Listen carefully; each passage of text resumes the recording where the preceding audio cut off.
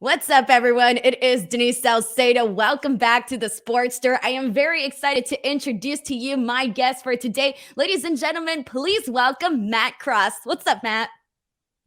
Yo, how you guys doing? We're really excited to have you on the show. You know, you're somebody that has really just made the rounds across all of professional wrestling. You've wrestled pretty much everywhere underneath the sun. So it's been pretty exciting to have you on here. Also, wanted to make sure to let you know that I'm repping Hey. the shirt. I was right before this interview, I was like, where is this shirt? Where is it? So let's go ahead and jump right into this. You know, I mentioned that you're somebody that has, been all over, all over this industry for so many years, etc. I kind of want to, before we jump into MLW and the Opera Cup and all of that, I kind of want to get an idea of what it was like for you as somebody who had been so used to wrestling everywhere and having such a crazy schedule. How was it like for you to sort of have to hit pause during the pandemic and kind of have to, restructure your life a little bit? Yeah, it was crazy. And I was almost thinking to myself, this sounds a touch narcissistic, but I was almost like, man, the better you are or the more success you've had, almost the harder it hits you. Because like very few people in the world have my job of like genuine independent wrestler. So we're talking like 15 dudes worldwide who are like just out there. And I was like, man, and you work for decades literally to make this sort of structure work and to build this life for yourself. And it's not a job, it's not a career, it's a lifestyle. It's a genuine. It sounds so cliche to be like eat, sleep, breathe wrestling, and people overuse that. But I literally eat, sleep, breathe pro wrestling. There's no reprieve. It's absolutely consuming. It's all that I know. So for that, no fault of your own to just go on pause instantly, it was jarring. I was like, what am I and what do I do when I'm not consumed by this world? That said, as I sort of settled into it, months in, I was like, wait a minute, because I started doing this when I was like 18 years old. So it's all that I know. It's the entirety of my adult life. So I don't understand. When I think of a weekend, I think no sleep, pain, mental, physical, and otherwise, stress, death. That's what weekends represent to me. All of a sudden, I was like, it's Saturday. I can hang out with my buddies. Like the idea of a weekend in the traditional sense, sort of, I got for the first time in my life.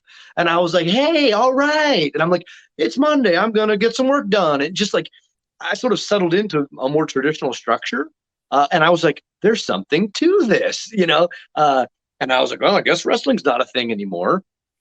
So when I came back, I was almost wanting to trickle back in because I was like, geez, that's going to be jarring to make that transition again. But the way wrestling works, when it rains, it pours, feast or famine. So it was like, bam, deep end, there you go. Like tour of Alaska, 5 shows in 7 days or whatever it is, go. And even as I prepared for it and as was planning matches and things like that, I was like, oh, I could do this and I could do that. And I would stop myself and be like, I mean, can I? I'm sure it was the longest period of my life where I like didn't do a handstand, for example, or like didn't do a backflip, or so I was just assuming I could still do all these things, but really based on nothing, just faith and belief and stupidity. So I still feel like I'm in that transition back period. I mean, I'm solidly back. I'm booked every weekend. I'm having killer matches, but there's the mental catch up of like, oh right, like not sleeping again and like being on planes again and here we go. So it was a crazy, I think a bit of a blessing in disguise because I know myself, I wouldn't have been like, I'll take a break or I'm burned out. Like those just can't exist in my world. So being forced to take a break was sort of nice because I would have never done it myself.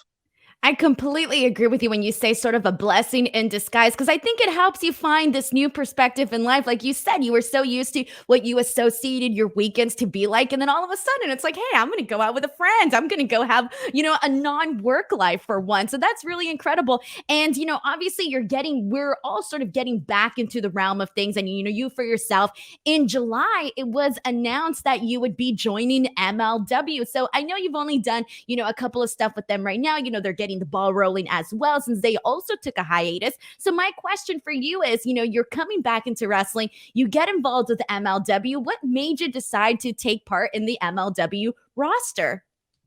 Oh, it's just exciting. I mean, look at the guys they have involved. The Opera Cup being the perfect example. I mean, how can you have one tournament with guys like TJP and like Davey Richards and Kelvin Tankman and Bobby Fish just in one, not even one show, but one part of one show. I mean, we're talking about some of the best talent in the world, and that goes without borders or companies or this or that. It's just genuinely insane. And just looking at the talent level that's available right now and how many of them are associated with MLW, it's something that excites me.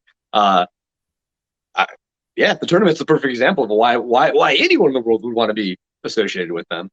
And now that you bring up the tournament, I might as well just bring it up. So, you mentioned a couple of the guys here, but let me go ahead and mention the rest. So we got Davey Richards, Tom Lawler, TJP, Alex Shelley, Bobby Fish, Lee Moriarty, and Kelvin Tankman, and yourself included as well.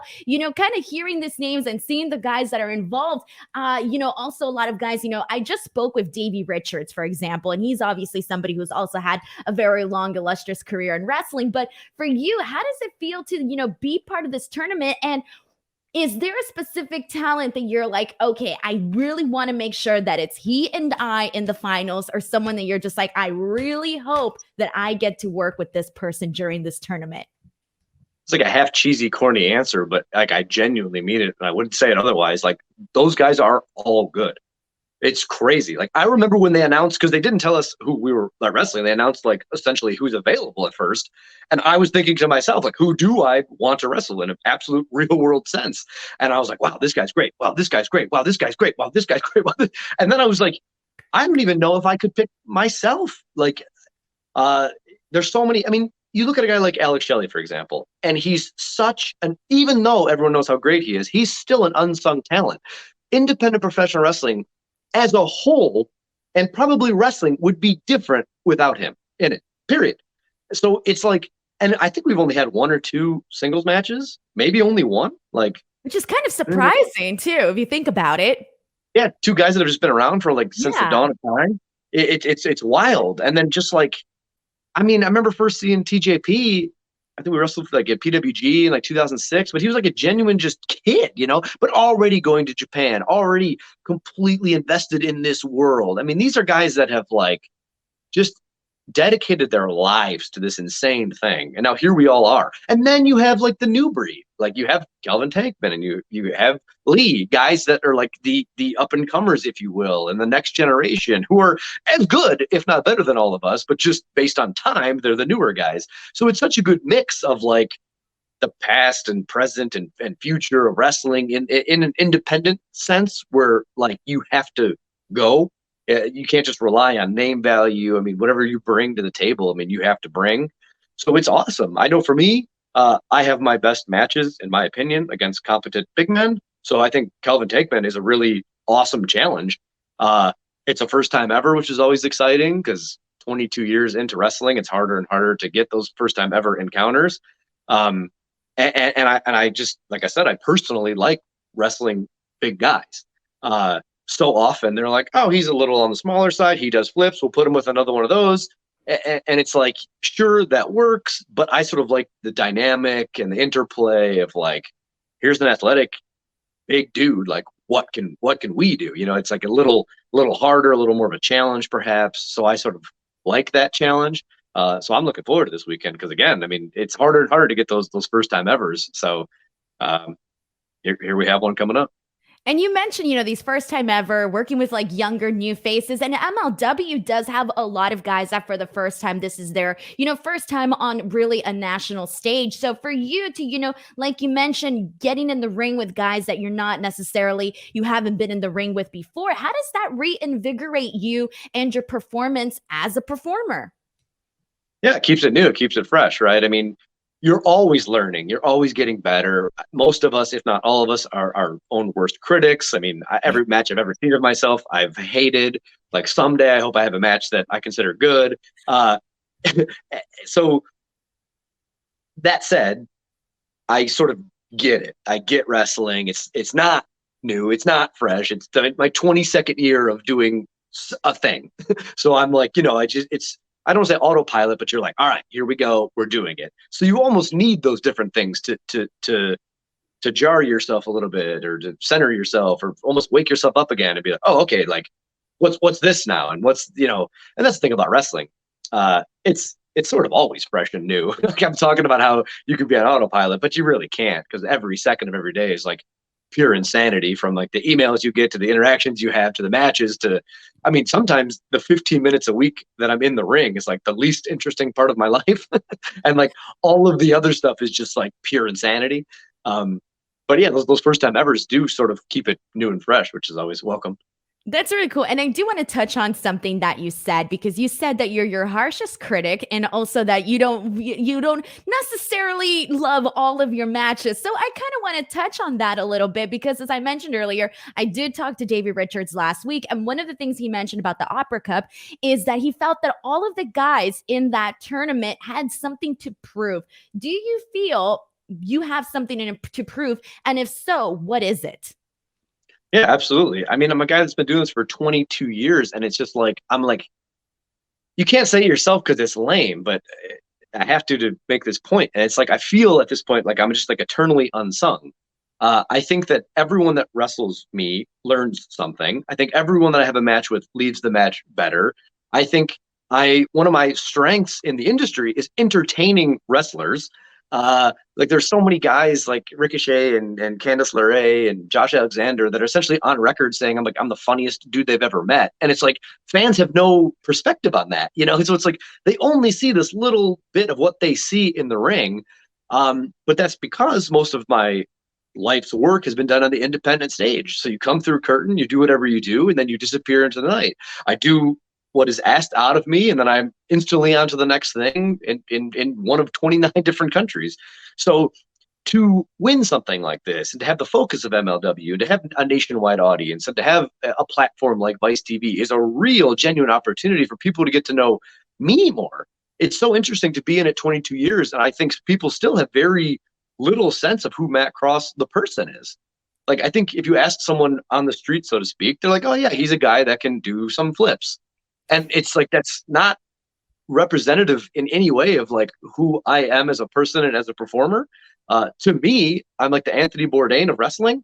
I've been all over the world, interacting, eating food, doing what this is at the most fundamental type level, whether sleeping on the floors, making the drives, putting in all the work, like no one has before or after. I think 30 years from now, if my career ever gets looked back upon, people are going to be like, holy crap, literally no one ever did it that way, ever. And there will never be another Matt Cross, like it's for sure. So an opportunity like this is to have the chance to explore that and to present that to people and take them on this journey of like, we all understand hard work and being overlooked and being underappreciated. And holy crap, if anyone has ever represented that thing, like when we're done with this interview, I'm going to go to the gym just like I do 7 days a week in silence, because it's what I need to do to stay involved in this thing that I love. But so it's like I understand the grind and hard work and sacrifice and to get some recognition for that certainly would be nice. I completely agree. And that's the thing, too, because I did want to touch on this. We mentioned the fact that right now, a big conversation in pro wrestling really is that forbidden door. And MLW has, working relationships with several promotions, etc. So for you, is there anything or anybody that you would like to work with or see incorporated into MLW to just kind of get more exposure all around, not just for, the company, but also for the talent itself? Well, I think just being on Vice is going to sort of do a lot of that. I'm a fan of that channel. I think it's awesome. I've even tossed around the idea of my head, like, oh, maybe someday wrestling. I mean, obviously wrestling has to come to an end for all of us. And I'm like, what am I going to be when I grow up? And it's crossed my mind. Like, I would like to work for Vice, like put me in South Sudan and like let me, because that's just this travel and a lot of the things that wrestling has provided to me has opened my eyes to all that. I'm like, I love traveling. I love meeting new people. I love going new places.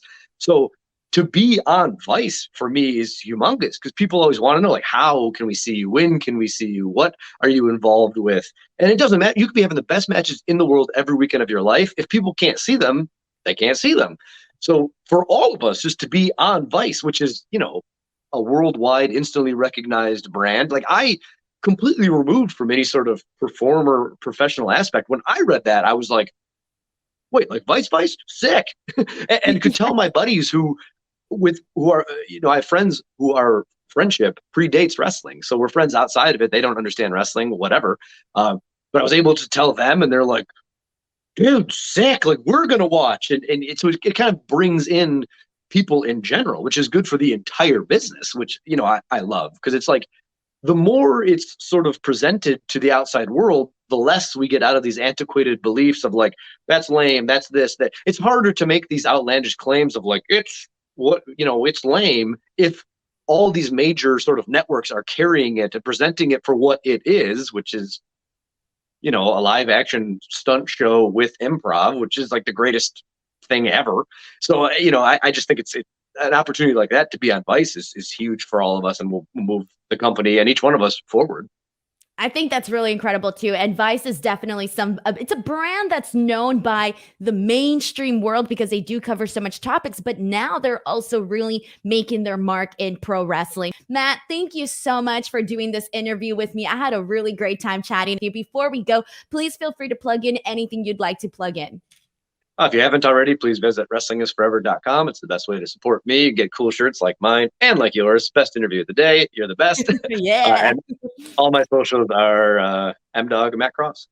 Perfect. I'm going to go ahead and post all of those links in the description box below. But until next time, I'm Denise Salcedo. This is Matt Cross, and we'll see you guys next time. Bye, everybody.